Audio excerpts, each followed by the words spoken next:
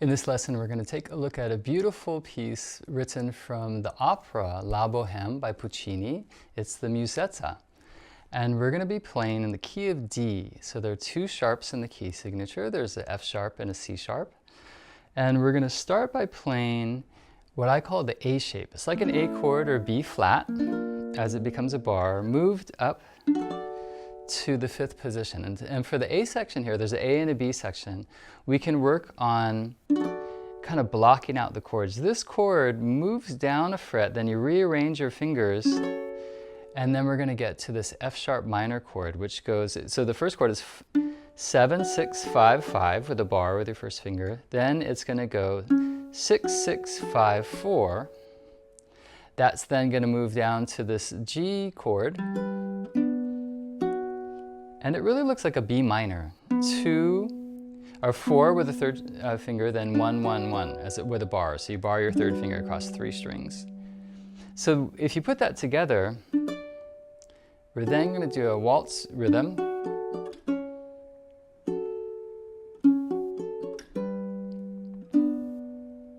And we're going to end the note E and going into the fourth measure. So what I'm doing there is I'm playing with my thumb and ring finger in the right hand, then index and middle, and the middle 2 strings, and then I arpeggiate fourth string up to the high string. We're using low G here. So it goes 1, 2, 3 E and 4, then same picking pattern, 2, 3 E and 4. Oh, it's actually not 4, it's back to 1. 1, because it's waltz. 3 E and 1, 2, 3 E and then we're going to play quarter notes here. Then when we get to measure 4, I like to alternate index and middle, and a scale that goes up from the 2nd fret to 4th to 5th. There's a B to a C sharp to a D. Now we're going to do this little A7 chord with a hammer-on and pull-off, a little flourish that's written as grace notes. You play the 4th fret with your 3rd finger, hammer onto pinky, then pull back off. Now our first finger is going to play the A note on the 4th string, 2nd fret. We don't play the 3rd string, 2nd finger on G, 3rd fret of the 2nd string, and then 3rd finger on the C sharp on the high string, 4th fret. Then we're going to go down to the 2nd fret, and you can actually just play a bar there, so you can use your 2nd finger. Then we're going to go to the 5th fret again, keeping that bass note, play that G again in measure 5. Then on beat 3 of that measure, we make an A7 chord by repositioning the hand 2, 1, and 3, those fingers on those frets as well, on the low strings. Then we play the open E. Then the scale now starts on the note A, open. Then another grace note flourish here, hammer on pull up. This time from the 2nd fret to the 4th, back to the 2nd. Really make sure you hammer directly above the note, then pull down into the hand. You could try that with both those, the 3rd finger and pinky, and then the 1st and 2nd finger. Then add the chords in. Then we're going to do this nice D major 7th chord. All we do is we bar 3 strings and add the 4th fret of the high string with the 3rd finger.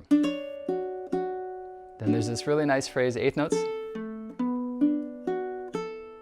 And here you could do 3rd finger to 1st, 2nd, and then open, where you don't need to do a bar across the strings. I alternate basically on the higher strings, but I use my thumb to play the notes on the 4th string, and even I move down to the 3rd string. So it goes middle, thumb, thumb, thumb in the 3rd, index, middle. You could use your ring finger in there too if you like. That would be fine. Ring, thumb, thumb, index, middle, ring works as well. Measure 9 is a repeat of the first phrase, so it's a D, then the F sharp minor, down to that beautiful G major 7th chord, then the E.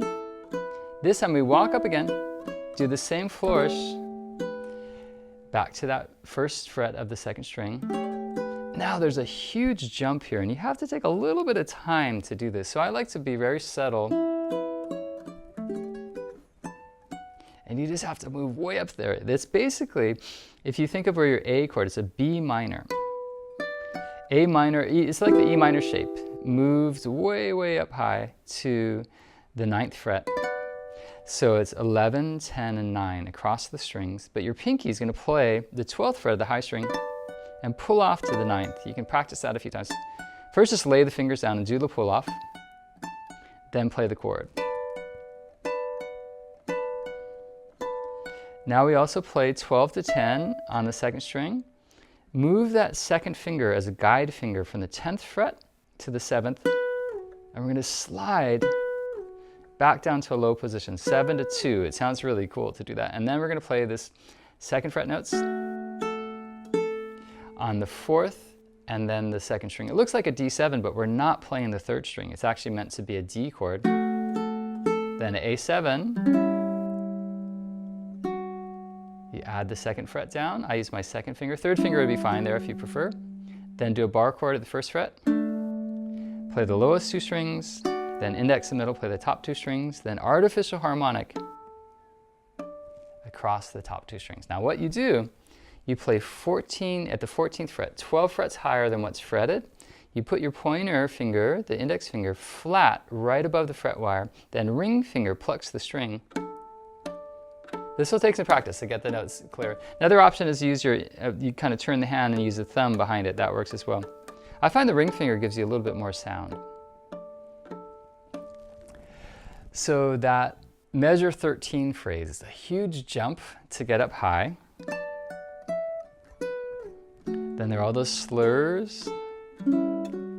Then this artificial harmonic to end.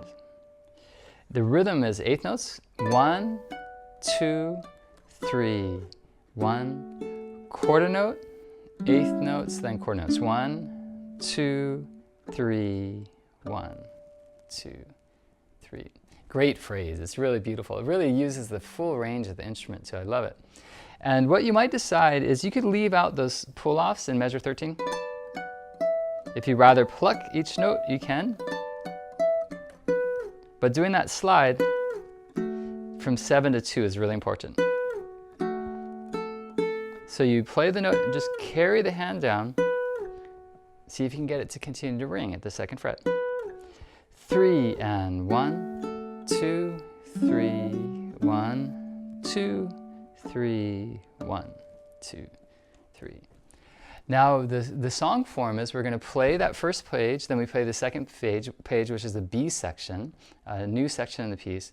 Then there's a DC, which means da capo al fine. The fine is the end of the first page. So basically, you play for the first, then the second page, you go back and you play the first page again, then the piece ends. So measure 17 introduces a new theme, and there's this really nice flow of these quarter notes in the bass. 1, 2, 3, 1, 2, 3, 1, 2, 3, 1. And then there are 8th notes and quarter notes on top.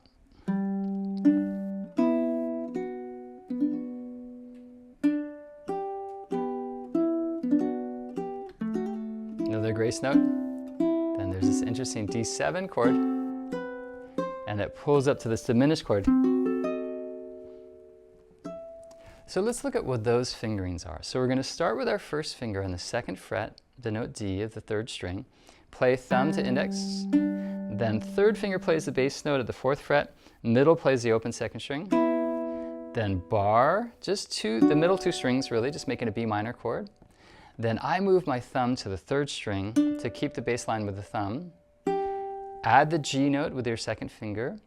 An E minor shape. Then you remove back to the B minor. Reset the hand to a D7 shape. Do a little hammer on and pull off. You really tilt the hand back. You're very forward for the first chords, then really far back to get some good leverage out of that. Then though, you have to jump right back forward to really get your pinky forward. It needs to play the 5th fret and really curve so it doesn't dampen the 3rd string. And the index finger plays the 2nd fret of the 3rd string. Then you play the open string, E, then place a bar down, keeping the pinky down, add the G. Then first finger plays the F sharp, D7 shape, and you just keep walking up 2, 3, 5 with your pinky. Then you go up a fret and you play this diminished chord. 5, 6, 5, 6. Very common shape. First finger, third, second, pinky. And then it goes up to the 7th fret. You'll notice there's a fermata sign over that 7th fret note, and there's a rallentando leading up to that. 1 and 2 and 3 and then it starts again. Same idea. Now we're going to go to an A shape, then a bar, 3rd and 4th go down, using the 2nd and 3rd finger, then 1st finger back to an A shape, then here octaves. You're going to play the 4th fret and the 7th fret, thumb and a finger in the right hand, thumb and a finger. I do thumb index and thumb middle, and you just jump with those fingers, 1st and pinky, then you land at our first chord that we started the piece with. It resolves back to a D.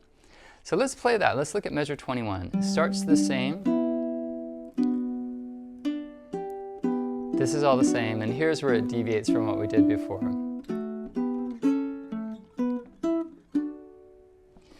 That really jumps around a lot, so you have to train your left hand to really feel where the shapes are, doing it very slowly, preparing for the next shape. When you're in one shape, you're thinking ahead to the next chord. And then you'll start to get a really nice connection there. There could be, that's really the end of the phrase. There are two phrases that are very similar. And there can be a little pause there. It doesn't have to go right in time when you end that. So 1, 2, 3, breath. Then it repeats. Just like we did before, we're going to measure 26. Just like before, we were opening up the hand here. Rallentando, fermata. Then in measure 29, there's a new section. You bar the 5th fret and go up to the pinky on the 8th fret. It's already playing the 7th fret. It just flattens out and goes up 1 fret, keeping a curve there. Then we do this F major 7 chord and F6 by releasing the 3rd finger and keeping the bar down. I move my thumb once again to the 3rd string. That happens a lot in the piece. Using index and middle. Down 1 fret, 4 to 7. Now this chord is 4, 3, 5, and then you swap the fingers around. You could use your pinky on top there, so that your 3rd finger is ready to play the 5th fret.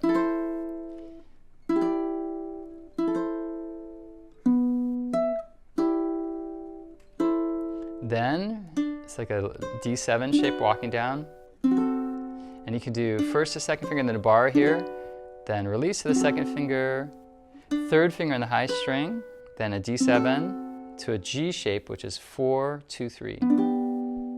Let's look at that last line again, measure 29.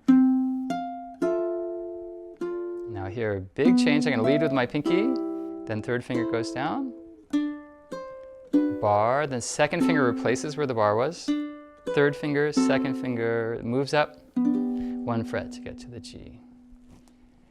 After you've done that, we repeat back to the top. Let's give it a try. So we do the DC, or the capo. Ready, and nice and slow. 1, 2, 3, 4, 2, 3, 1, 2, 3, 1, 2, 3, 1, 2, 3, 1, 2, 3. You can slow down a little bit here. It's the end of the phrase. Really let it breathe. Then again, measure 9. 2, 3. Now this is the grand finale. There could be a nice crescendo here when it goes up high. And a little pause, because we have to get way up there.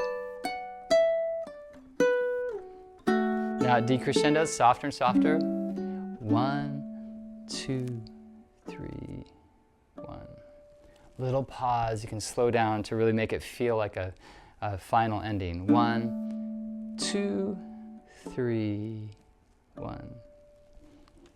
Isn't that a lovely piece? It's a great challenge to play. And I love how there's such a contrast between the A section and the B section. The B section with those sort of moving bass lines and just flow of 8th notes. The first section has these really nice harmonic shifts and those little 16th note arpeggios, the big jump up high, the ornamentation. Right, so you can work on a lot of those details separately, like being able to Now do that 16th note. You can just isolate that and practice that. Isolate that. The slurs, the slide.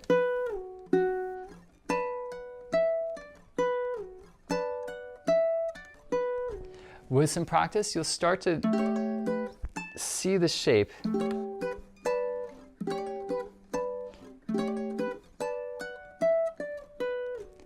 That sort of practice, repeating even slower than I did it, but really slowly, back and forth between the position changes and the technical changes through the piece, that'll really help you to get it to flow and be very smooth. And what's great about this thing is opera, there's a lot of room for expression. You can put in a lot of dynamic contrast. You can speed up and slow down. There can be some drama, but you want to do it in a way that still really flows. And so you keep the phrasing going and have a sense of when to slow down or speed up. Like there wouldn't typically be a big pause. Right? If there's a pause in the middle of a line like that, it doesn't work as well. But the whole line might speed up or slow down. I was really exaggerating. I really pushed and I really pulled back, but I didn't really stop at any time in the middle of the phrase. So you have to get a sense of where the phrases are. Think like a singer in one breath, how you would do a phrase.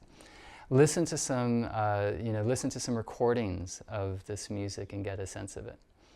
And I hope you have fun learning this music from La Bohème.